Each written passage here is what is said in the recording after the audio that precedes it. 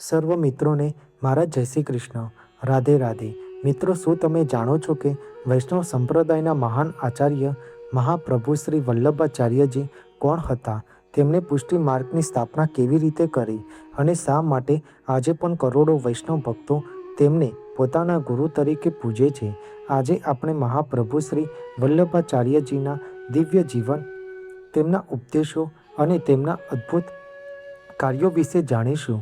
મિત્રો, જ્યારે આપણે શ્રીનાથજી બાવાના દર્શન કરીએ છીએ ત્યારે તેમની સાથે મહાપ્રભુ શ્રી વલ્લભાચાર્યજી અને શ્રી યમુનાજીના પણ દર્શન થાય છે, કારણ કે પુષ્ટિ માર્ગના આ દિવ્ય સ્વરૂપને વિશ્વમાં પ્રગટ કરવાનું મહાન કાર્ય મહાપ્રભુજી અને શ્રી યમુનાજીએ કર્યું હતું.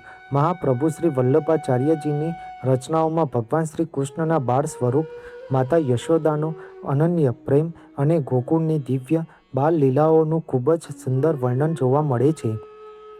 તેમની શુદ્ધ ભક્તિ ભગવાન શ્રીનાથજી પ્રત્યે સંપૂર્ણ સમર્પણનો માર્ગ દર્શાવે છે. તેઓ શ્રીનાથજીને સર્વોચ્ચ પરમાત્મા માની તેમની પ્રેમભાવથી સેવા અને આરાધના કરતા હતા. તેમનો સંદેશ માત્ર કોઈ એક સમાજ કે સંપ્રદાય માટે ન હતો, પરંતુ સમગ્ર માનવજાતના કલ્યાણ માટે હતો. તેઓ કહેતા હતા કે ભગવાનને પ્રાપ્ત કરવાનો સૌથી સરળ માર્ગ નિષ્કપટ પ્રેમ, સેવાભાવ અને સમર્પણ છે. મહાપ્રભુ શ્રી વલ્લભાચાર્યજીનો પ્રાગટ્ય વિક્રમ સંવત 1535ના વૈશાખ મહિનાની વદ પક્ષની એકાદશીના દિવસે છત્તીસગઢ રાજ્યના રાયપુર જિલ્લામાં ચંપારણ્યમાં થયો હતો. તેમના પિતાનું નામ શ્રી લક્ષ્મણ ભટ્ટ અને માતાનું નામ ઇલ્લમા હતું. તેમના પિતા સોમયજ્ઞ પૂર્ણ કરીને કાશીમાં 1 લાખ બ્રાહ્મણોને ભોજન કરાવવા જઈ રહ્યા હતા, ત્યારે માર્ગમાં ચંપારણ્યમાં મહાપ્રભુજીનો જન્મ થયો હતો.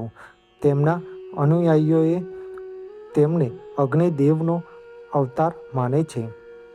વલ્લભ શબ્દનો અર્થ પ્રિય અથવા પ્રેમાળ એવો થાય છે અને વલ્લભ ભગવાન વિષ્ણુ તથા ભગવાન શ્રી કૃષ્ણનું પણ એક પવિત્ર નામ છે. મહાપ્રભુ શ્રી વલ્લભાચાર્યજીનું મોટા ભાગનું જીવન કાશી, પ્રયાગ અને વૃંદાવનમાં વ્યતીત થયું.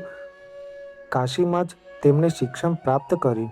મહાપ્રભુજીએ બાળપણથી જ અદ્ભુત બુદ્ધિ અને દિવ્ય પ્રતિભાનો પરિચય આપ્યો હતો. માત્ર 7 વર્ષની ઉંમરે યજ્ઞોપવિત સંસ્કાર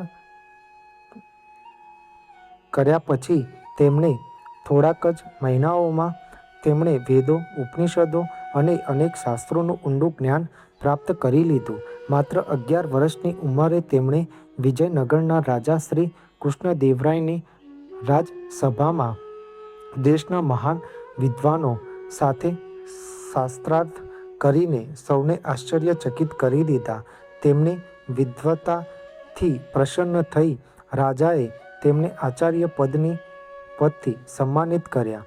ત્યારબાદ મહાપ્રભુજીએ સમગ્ર ભારતની 3 વખત પદયાત્રા કરી અને શુદ્ધ અદ્વૈત પુષ્ટિ માર્ગનો પ્રચાર કર્યો. તેમણે 84 સ્થળોએ શ્રીમદ ભગવદ્ કથાનું પારાયણ કર્યું. આ સ્થળો આજે મહાપ્રભુજીની 84 બેઠકો તરીકે પ્રસિદ્ધ છે, જ્યાં હજારો ભક્તો દર્શન કરવા આવે અને તેમને શાંતિનો અનુભવ થાય છે. મહાપ્રભુ શ્રી વલ્લભાચાર્યજીને વલ્લભ મહાપ્રભુજી, વલ્લભાચાર્ય અને વિષ્ણુ સ્વામી જેવા ઉપનામોથી પણ ઓળખવામાં આવે છે.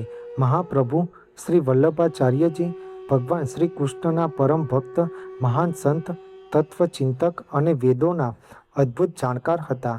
તેઓને વૈશ્વાનર અગ્નિના સ્વરૂપ માનવામાં આવે છે. તેમણે શુદ્ધ અદ્વૈત વેદાંતના આધારે પુષ્ટિ માર્ગ સંપ્રદાયની સ્થાપના કરી. આજે આ પરંપરા વલ્લભ સંપ્રદાય અથવા પુષ્ટિ માર્ગ તરીકે વિશ્વભરમાં પ્રસિદ્ધ છે, જે આજે લાખો વૈષ્ણવ ભક્તોના જીવનના આધારરૂપ છે. તેમણે શીખવ્યું કે ભગવાનની સેવા માત્ર વિધિથી નહીં, પરંતુ પ્રેમ, સ્નેહ અને સંપૂર્ણ સમર્પણથી કરવી જોઈએ. આ જ પુષ્ટિ માર્ગનો મૂળ આધાર છે. તેમની પત્નીનું નામ મહાલક્ષ્મી હતું અને તેમને 2 પુત્રો ગોપીનાથજી અને શ્રી વિઠ્ઠલનાથજી હતા. રુદ્ર સંપ્રદાયના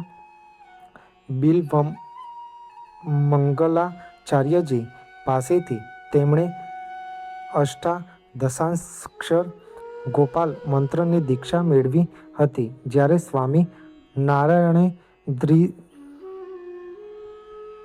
તીર્થ પાસેથી ત્રિદંડ સંન્યાસની દીક્ષા પ્રાપ્ત કરી હતી. મહાપ્રભુ શ્રી વલ્લભાચાર્યજીના 84 મુખ્ય શિષ્યોમાં સૂરદાસ, કુંભનદાસ, કૃષ્ણદાસ અને પરમાનંદદાસ જેવા મહાન ભક્તોનો સમાવેશ થાય છે. મહાપ્રભુજીએ ઉત્તર મીમાંસા, સુબોધિની ટીકા અને તત્વાર્થદીપ નિબંધ જેવા અનેક મહાન ગ્રંથોની રચના કરી હતી, જે આજે પણ પુષ્ટિ માર્ગના અમૂલ્ય ગ્રંથો તરીકે માનવામાં આવે છે. તેમણે વેદ, ભગવદ્ ગીતા, બ્રહ્મસૂત્ર અને શ્રીમદ્ ભાગવતને પણ પ્રમાણ માની સમગ્ર દેશમાં ભાગવત ધર્મનો પ્રચાર કર્યો. વિક્રમ સંવત 1587માં અષાઢ સુદ બીજ ત્રીજના દિવસે કાશીના હનુમાન ઘાટ ખાતે ગંગાજીમાં જળ સમાધિ લઈને તેમણે પોતાની ભૂમિ લીલાનો સમાપન કર્યો. તે સમયે તેમની ઉંમર માત્ર 52 વર્ષની હતી. આજે પણ રાજસ્થાનના શ્રીનાથદ્વારા અને ગુજરાતના દ્વારકાધીશ મંદિર સહિત અનેક પુષ્ટિ માર્ગીય હવેલીઓમાં તેમના વંશજ આચાર્યો દ્વારા તેમની પરંપરા જીવંત રાખવામાં આવી રહી છે. ભારત સરકાર વર્ષ 1977માં મહાપ્રભુ શ્રી વલ્લભાચાર્યજીના સન્માનમાં ₹1ની સ્મારક ટપાલ ટિકિટ પણ બહાર પાડી હતી.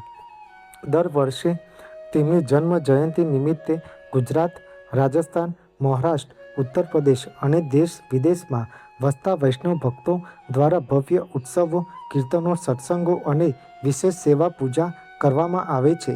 મિત્રો, જો તમને મહાપ્રભુ શ્રી વલ્લભાચાર્યજીનું આ દિવ્ય જીવન ચરિત્ર ગમ્યું હોય અને કંઈક નવું જાણવા મળ્યું હોય તો મારી આ ચેનલને લાઇક, શેર, કોમેન્ટ, સબસ્ક્રાઈબ કરજો, જેથી તમને મારા નવા વિડીયોની માહિતી મળતી રહે. સર્વને મારા જય સ્વામિનારાયણ અને હર હર મહાદેવ.